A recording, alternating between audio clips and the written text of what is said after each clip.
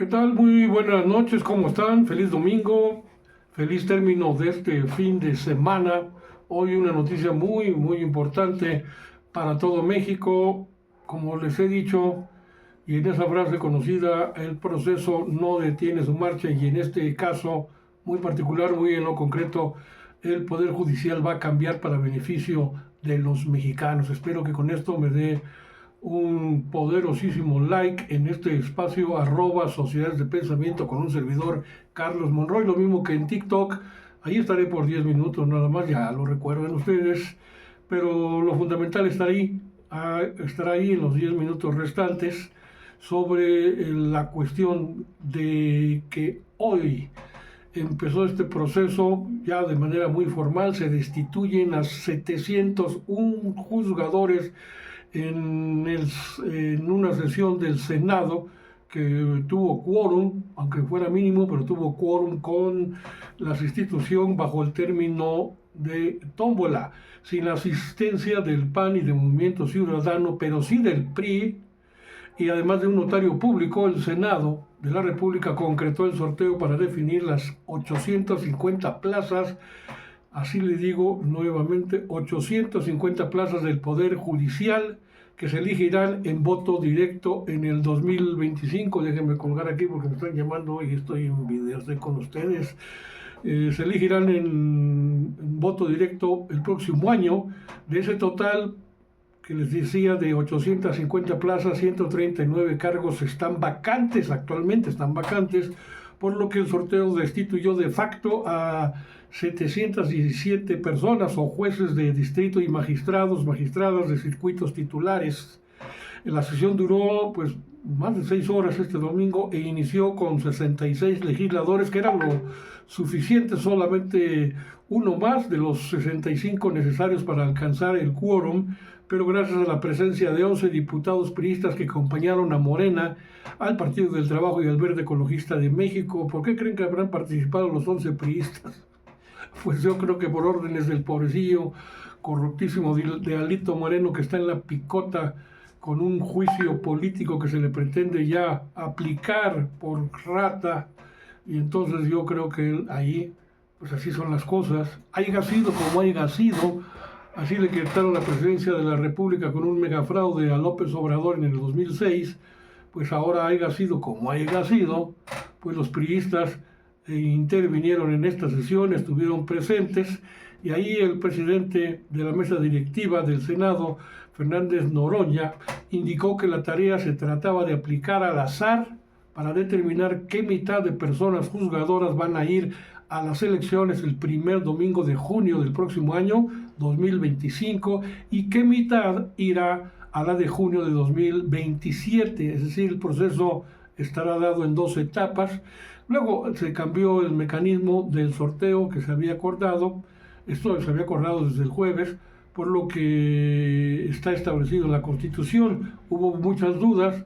Recuerden que el otro día dijimos es un proceso de aprendizaje también muy importante, y ante las dudas, pues senadoras, como en el caso de Lauricel Castillo, se tuvo que explicar varias veces cómo sería el procedimiento, el método de insaculación, y aclarar que para definir 464 plazas de magistrados y 386 de jueces, la mitad de los 1.699 cargos judiciales federales también. Entonces se aprobó que 8 juzgadoras que están, por ejemplo, embarazadas o lactando, mantengan su trabajo y compitan hasta el 2027. Además, se exhortó al Consejo de la Judicatura a no aprobar más cambios de adscripciones, pues jueces sorteados podrían salvarse si saltan de un lugar a otro, es decir, de una plaza a renovarse para el 2027. Bueno, el hecho es que por azar perdieron su cargo, es decir, a la suerte, una lotería, una tómbola. Pierde su cargo 711 juzgadores. El Salón de Plenos de la Cámara de Senadores, según las crónicas, se convirtió de facto en un salón alterno de la lotería al definirse en 2 tómbolas estas 850 plazas de jueces y magistrados que serán llevados a votación popular el 1 de junio de 2025. Es domingo, todos los domingos, el primer domingo de cada junio se hacen los procesos electorales. Entonces, en el procedimiento de insaculación, que tuvo un quórum mínimo, cambios de procedimiento de último momento y dudas entre legisladores, el Senado ya determinó por fin que los cargos clasificados con los números nones en el listado que envió el propio Consejo de la Judicatura, dejando sola a la señora Piña, Norma Piña, pues son los que van a participar en la elección. Se le rompió el garlito a la Norma Piña y se recordó que la elección será escalonada. La mitad de los cargos correspondientes a cada circuito judicial se renovarán en la elección extraordinaria del 2025 y la otra mitad en la elección federal ordinaria del año del 2027. El Consejo de la Judicatura Federal ya había anunciado al Senado un total de 927 magistraturas de circuito, por lo que la mitad de ese total corresponde a estas 464 plazas.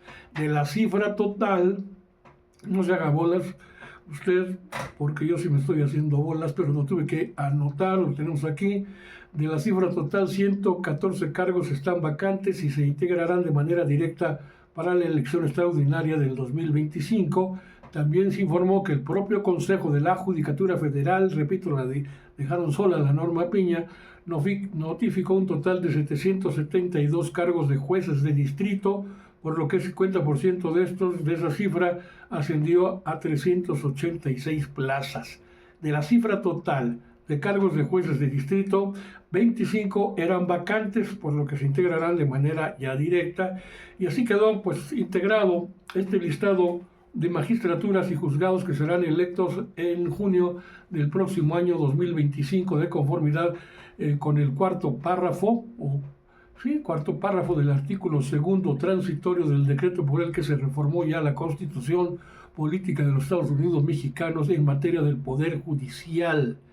Nadie va a detener la elección, advierten al concluirse este proceso de insaculación. El propio presidente del Senado, Fernández Noroña, destacó el inicio de un proceso electoral histórico y afirmó que no hay nada que pueda detener la elección de las personas juzgadoras, ya que hay certidumbre, claridad, transparencia y evidencia de que no hay un asunto sesgado ni de ningún tipo, según lo expresó, y se hizo pues este quórum con la formalidad que marca el reglamento a la vista de todo el mundo, de manera que es legal, es constitucional, da certeza, y el primer domingo de junio de 2025 se van a elegir a la mitad de las personas juzgadoras.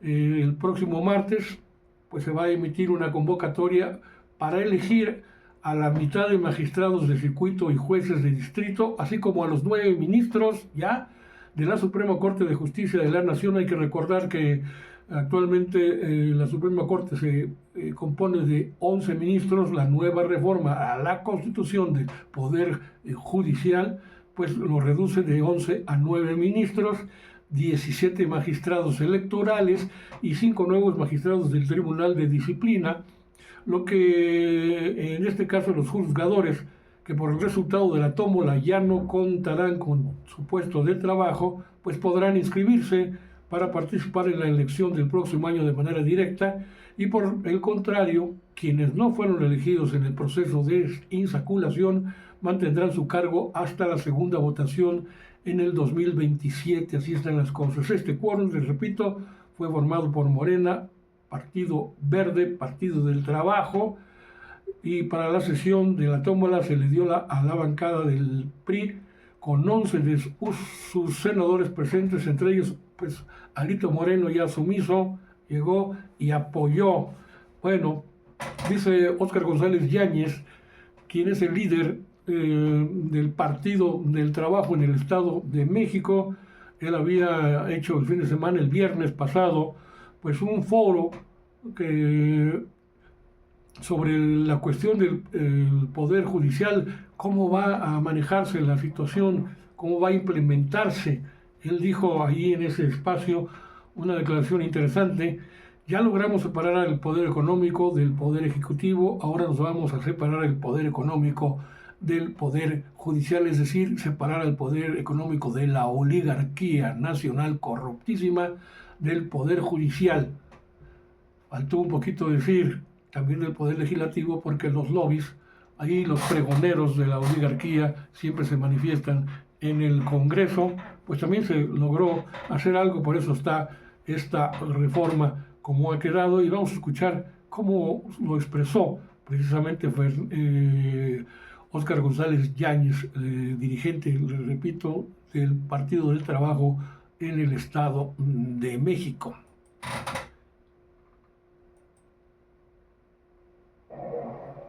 ¿Qué tenemos en particular? Nosotros sabemos más que el pueblo.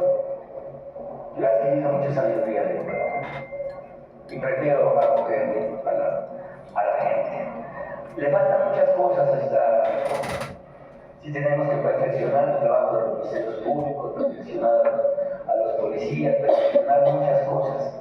Pero en algún momento tenemos que empezar. Ya logramos, ya separamos el poder económico del poder ejecutivo. Ahora estamos intentando separar al poder económico, ¿sí?, del poder policial.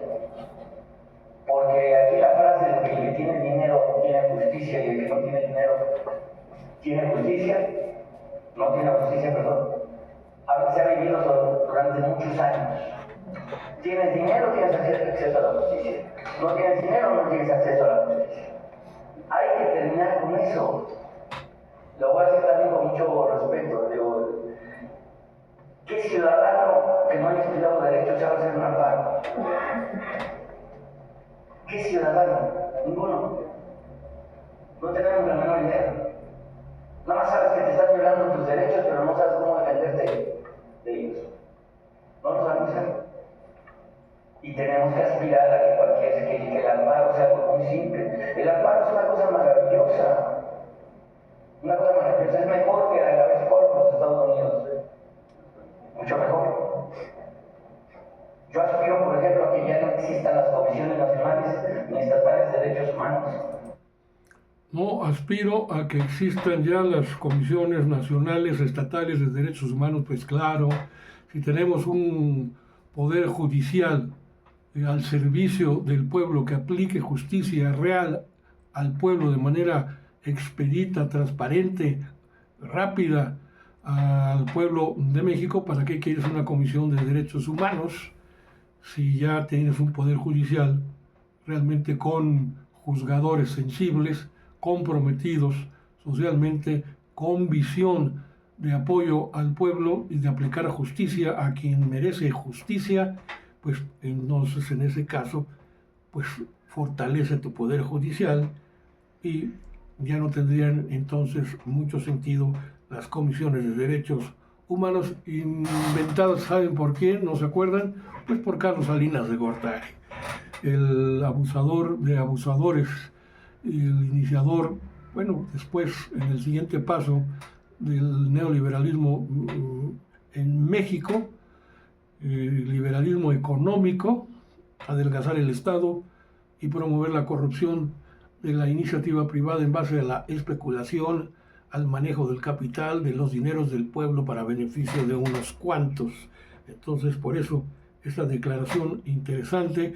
Y bueno, el asunto es, por eso les comento, ayer tuve una plática con un colectivo, allá en Metepec, sobre precisamente el Poder Judicial, y habría que abundar en el tema, es decir, ¿por qué tanto interés pues en modificar al Poder Judicial? Porque es corruptísimo, y por eso tengo aquí algunos de los lujos y de los privilegios aquí anotados, que llevé este apunte, de que gozan los ministros de la Suprema Corte de Justicia de la Nación, que con toda la incongruencia e hipocresía de la derecha y de los grupos del poder económico ultraconservadores, la oligarquía mexicana, pues tanto defienden y tanta resistencia se opone de parte de ellos a la reforma judicial. 300,000 pesos mensuales de salario a cada ministro, muy por encima, más del doble de lo que gana el presidente de la República, contraviniendo, violentando a la Constitución, que marca que nadie puede ganar más que el presidente de la República. 586,000 pesos de aguinaldo a cada individuo de estos, 100,000 de prima vacacional y 30 días de vacaciones pagadas, 200,000 para medicamentos cuando tanta medicina hace falta y ellos en un pueblo pobre, estos miserables se enriquecen y se privilegian con todo lo que pueda estar a su alrededor, como por ejemplo 800,000 pesos para restaurantes de lujo. Eso está totalmente documentado, no crea que lo estoy inventando. Seguro de vida por 12 millones, 2 vehículos blindados con valor de 6 millones de pesos cada uno que pueden renovarse cada 2 años, escoltas al servicio de protección federal, viáticos para viajes nacionales e internacionales y pago ilimitado de peajes, 5,5 millones mensuales para contratar personal, seguros para autos y casas habitación, 6 teléfonos celulares, ¿para qué quieren un sujeto 6 teléfonos celulares de gama alta y 3 iPads para ministros, a sus familiares y su personal de apoyo, instalación de videovigilancia, computadora e internet hasta en sus propios domicilios, no se conforman con sus oficinas sino en sus casas, y a su retiro pues recibían, espero que ya no, se les corte de inmediato con la promulgación de la ley que ya es constitucional al Poder Judicial, 20 millones por seguro de separación, pensión vitalicia con casi la totalidad de sus sueldos, 2 vehículos blindados y 2 personas de apoyo a su servicio de por vida, pago por defunción de 1,100,000 pesos. Además, la Corte pretendía gastar o gastaron en su momento 146 millones en vigilancia privada, 44 millones en lavandería, hasta eso les pagaba el Poder Judicial, y 50 millones para alimentos, incluidos gelatinas ilimitadas. Así lo dice el documento de presupuesto del propio Poder Judicial, y debe aclararse por otra parte lo que ya se ha dicho 1000 veces ante un cuerpo de los trabajadores al servicio del Poder Judicial, de que a ellos no les van a afectar sus derechos laborales, no lo entienden, siguen siendo manipulados, siguen sin trabajar luego de 3 meses ya de paro de actividades, de paro de labores, y todavía cobrando cuando esto es totalmente ilegal, no deberían hacerlo, pero bueno, ahí están. Y otro de los aspectos tomados en cuenta es el escandaloso nivel de impunidad que prevalece en México por falta de una aplicación y administración de justicia rápida, transparente y expedita en favor de los más desfavorecidos, es decir, los de abajo, que hace evidente el principio juarista de que por el bien de México primero los pobres, utilizados en su momento por el presidente histórico Andrés Manuel López Obrador, heredado ahora y como bandera que ha tomado la doctora Claudia Sheinbaum como nuestra presidenta de la República, en este proceso de profundización de la Cuarta Transformación, que es toda una batalla cultural, generacional y de cambio radical en el pensamiento de los mexicanos, que se traduce, como se afirma, en la revolución de las conciencias. El tamaño de la impunidad en México, que es lo que le debería de corresponder al Poder Judicial, bajar hasta al mínimo, pero no han hecho nada, y ahí se demuestra el grado de su corrupción e ineficiencia en los trabajos. Es de que en México, de cada 100 delitos que se cometen, solo el 6.4 se denuncian. De cada 100 delitos que se denuncian, solo 14 se resuelven. Esto quiere decir que la probabilidad de que un delito cometido sea resuelto en nuestro país es tan solo del 0.9%, es decir, ni siquiera el 1%, y de este tamaño pues es la impunidad de México, que le debería de corresponder al Poder Judicial disminuir, pero que no han hecho nada. La impunidad avanzó del 91.8%, increíble, durante el 2021, al 96.3% hacia el 2022, lo que representa un retroceso de 4.5 puntos porcentuales en el acceso a la justicia, que del 2024 pues al 2024 ha también crecido a muy cercano al 100%. ¿Cuáles son los delitos menos castigados, menos tratados por el Poder Judicial, que menos resuelve el Poder Judicial? Y también aquí debemos hablar de las procuradurías o de las fiscalías, por eso la necesaria reforma también a las fiscalías, que se acompañe de la reforma al Poder Judicial. Es de que 95.5% de homicidios dolosos que se cometen en México no se resuelven. 100% de feminicidios y de abuso sexual no se resuelven. Desaparición forzada 96.5% y secuestros 99.6%. Es decir, que aquí se les da vía libre a los criminales para cometer los delitos que ellos quieran, que se les ocurra, y de todas formas sabedores de que el Poder Judicial los va a liberar. Aquello de la puerta circular, o como le llamaban, es decir, entran a un juzgado a una hora determinada del día y a las 2, 3 horas o al día siguiente salen por la misma puerta circular a la calle liberados. Y a esto debe agregarse, pues obviamente, los crímenes de Estado tan terribles como es el caso Ayotzinapa, donde el Poder Judicial liberó a muchos responsables de torturas, de desapariciones de los jóvenes estudiantes, de los 43 jóvenes estudiantes, y sus familias, sus padres, sus madres no recibieron justicia ni explicación alguna, todo al Poder Judicial, y estos a liberar a los criminales responsables, principales responsables de esta terrible matanza. El nepotismo en el Poder Judicial, ya sé que me alargué, pero es necesario. Un reportaje de La Jornada, que había publicado ya el periódico, reveló este entramado de nepotismo en el Poder Judicial, donde se dice que hasta 26 familiares en una misma institución participan. Por ejemplo, el gobierno federal informó que dentro del Poder Judicial existe un entramado de nepotismo, pues prácticamente la mitad de los trabajadores de esa instancia tienen al menos un familiar trabajando dentro de la misma, con base en los datos que el propio Consejo de la Judicatura Federal presentó. La persona que acumula más familiares del Poder Judicial tiene 26 parientes trabajando en la misma institución, incluyendo un magistrado, 13 secretarios, 2 actuarios y 10 oficiales.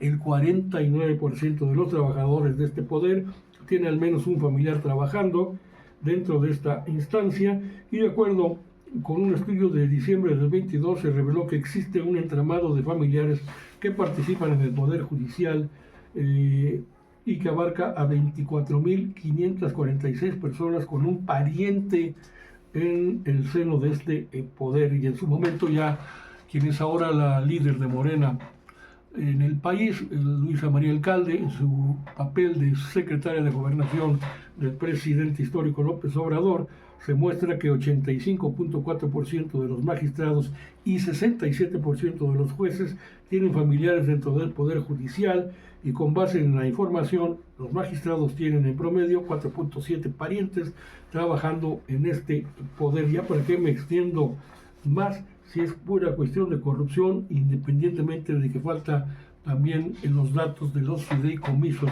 que enriquecieron a los miembros del Poder Judicial y de los cuales de ahí se derivaban muchos de los privilegios de los que han gozado y que tanto reclama ya pues México, el pueblo de México, cuando fue a las urnas el pasado 2 de junio a votar y dijo: ya basta, vamos con el proyecto completo, no solamente la elección de la presidenta Claudia Sheinbaum, sino de la renovación total del Poder Judicial. ¿Y cómo poder hacerlo? Con una votación mayoritaria, mayoría calificada le llaman. El Plan C se le conoció en su momento como punta de lanza, y que finalmente logró un gran paso adelante en términos de la aplicación de justicia en México, que todavía habrá de darnos a conocer muchas batallas más. Gracias por su atención.